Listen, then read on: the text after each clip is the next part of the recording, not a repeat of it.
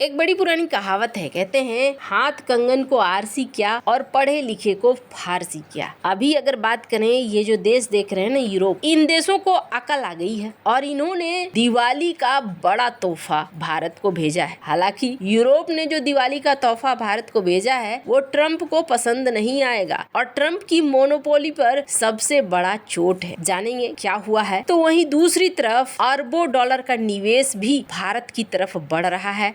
Economy पर क्या Donald Trump के टैरिफ का असर नहीं पड़ा। जियोपॉलिटिक्स में बहुत कुछ चल रहा है, हमेशा की तरह जानने को मिलेगा बहुत कुछ। आइए जानते हैं इन खबरों को विस्तार से। अमेरिका के राष्ट्रपति डोनाल्ड ट्रंप ने भारत समेत दुनिया के कई देशों पर जमकर टैरिफ लगाया है, लेकिन IMF का कहना है कि अमेरिका द्वारा लगाए गए हाई टैरिफ का ग्लोबल इकोनॉमी पर जो उम्मीद थी उस उम्मीद से कम असर पड़ा है। लेकिन उन्होंने ये भी कहा कि फिलहाल के लिए ये कहना जल्दबाजी होगी कि इसका आर्थिक विकास पर कोई असर हुआ है या नहीं हुआ है। लेकिन फिलहाल के लिए ये देखने को मिला है कि अमेरिकी टैरिफ्स में उम्मीद से कम बढ़ोतरी हुई है। IMF का कहना है कि हाल के व्यापारिक घोषणाओं और अमेरिका तथा उसके कुछ ट्रेडिंग पार्टनर्स के बीच हुए समझौतों की वजह से भी देखने को मिल रहा है कि कई सारी चीजें हैंडल हो गई है। उसके बाद ये भी कहा गया कि दुनिया टैरिफ को पचा रही है। भारत जैसे देश रीरूट कर रहे हैं और ज्यादातर कंपनियां रीरूट करके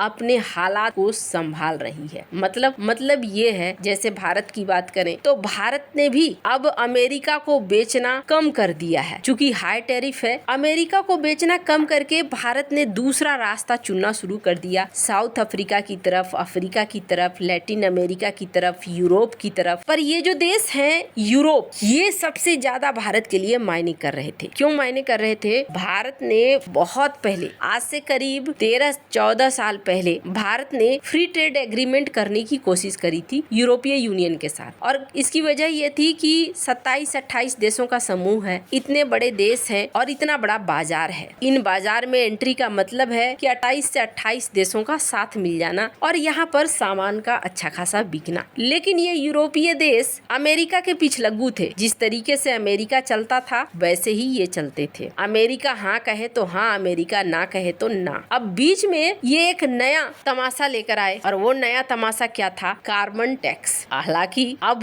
कार्बन टैक्स का भूत धीरे धीरे इनके सर से उतरता हुआ दिख रहा है और इसके लिए डोनाल्ड ट्रंप को धन्यवाद कहना चाहिए। खुद इनके संसद में किस तरीके का बहस हो रहा है स्क्रीन पर आप देखिए। Dear leftists, China is laughing.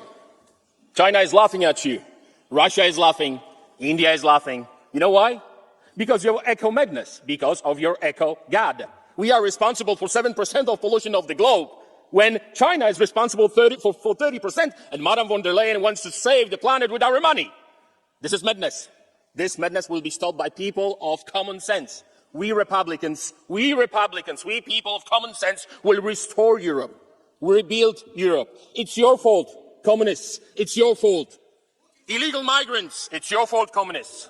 Eco God, it's your fault. ये सांसद कह रहे हैं कि चाइना हम पे हंस रहा है, रूस हम पर हंस रहा है, भारत हम पर हंस रहा है। हम ऐसी चीज और ऐसी नीतियों को ला रहे हैं जो हमारे लिए ही अपने पैरों पर कुल्हाड़ी मारने जैसा है। कार्बन टैक्स को लेकर इन्होंने कई देशों को अपने पासे में बांधना चाहा। दरअसल कार्बन टैक्स के नाम पर ये विकासशील देशों के ऊपर एक्स्ट्रा टैक्स लगाना चाहते हैं। ये पहले भी निकल कर आया था, पर डोनाल्ड ट्रंप ने एक तरीके से हालात को बदल दिया है। चूंकि डोनाल्ड ट्रंप एक ही डंडे से सभी को हाँक रहे हैं, यूरोप को भी हाँक रहे हैं, तो अब यूरोप को भी समझ में आने लगा है कि नहीं, ये तो बर्बादी का रास्ता हमारी तरफ से भी होकर गुजरता है। अब यूरोप ने, यानी कि 27-28 देशों ने, यूरोपीय यूनियन ने ऐसा फैसला लिया है जो अमेरिका को पसंद नहीं आएगा, पर ये फैसला उन्होंने अपने हितों को देखते हुए लिया है और भारत के लिए ये एक दिवाली गिफ्ट से बड़ा है। क्या है वो फैसला, उस पर भी बात करेंगे, पर उससे पहले ये जान ले कि क्यों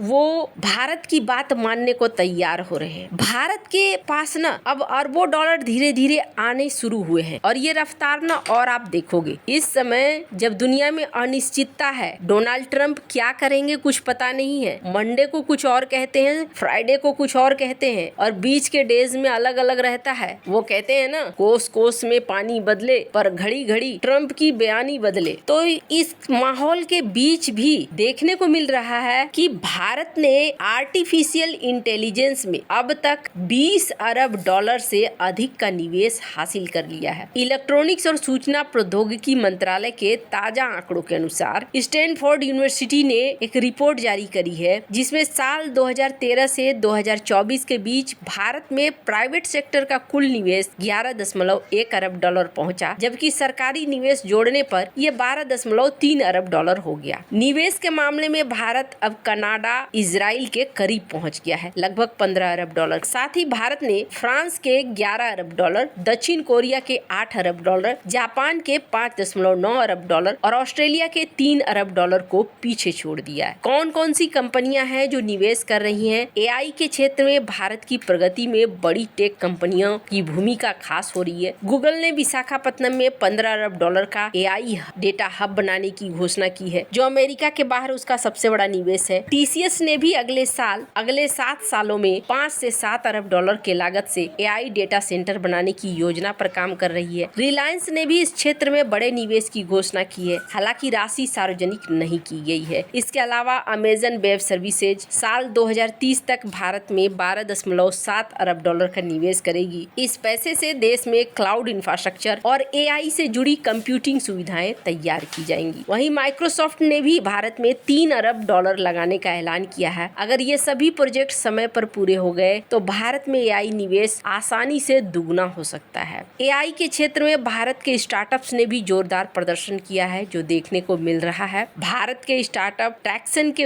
अनुसार भारत के स्टार्टअप्स में खासतौर पर एआई वाले में 5.3 अरब डॉलर का निवेश हो चुका है। सरकार भी इस दिशा में हर तरह के कदम उठा रही है। दुनिया के देश एआई के सेक्टर में लगे हुए हैं और ये सारी सीन दिखला रहा है कि भारत के स्थिरता, जनसंख्या और भौगोलिक बनावट, ये हर चीजें भारत को मदद कर रही हैं। अब यूरोप को भी ये चीजें समझ में आने लगी है और यूरोप की तरफ से सबसे बड़ा फैसला लिया है यूरोपीय यूनियन की तरफ से, और वो ये है कि जो व्यापारिक वार्ता हुआ था उस वार्ता के अनुसार अब भारत को रणनीतिक पार्टनर बनाना चाहता है यूरोपीय यूनियन का 28 देश, और इसके लिए इन्होंने हामी भी भर दी है। स्क्रीन पर आप देख सकते हैं, यानी फ्री ट्रेड एग्रीमेंट इस साल के अंत तक टारगेट सेट किया गया है फाइनल करने का। इसके अलावे सैन्य, एआई और अलग अलग क्षेत्रों में भारत के साथ ठीक रूस वाला सीन लाना चाह रहा है यूरोप भारत के साथ आकर खड़ा होना चाह रहा है। देर से ही सही, लेकिन इनको अब समझ में आ गया है कि बैसाखी के सहारे बहुत ज्यादा नहीं चला जा सकता है, इसलिए अपने पैरों पर खड़ा होना जरूरी है। अब देखना होगा कि कार्बन टैक्स का मामला रह जाता है या फिर ये अपनी बात पर बरकरार रहते हैं। आपको क्या लगता है इन सब मामले में? आप क्या राय है कमेंट कर जरूर बताएं। जल्द मिलते हैं अगले वीडियो में नई खबर के साथ।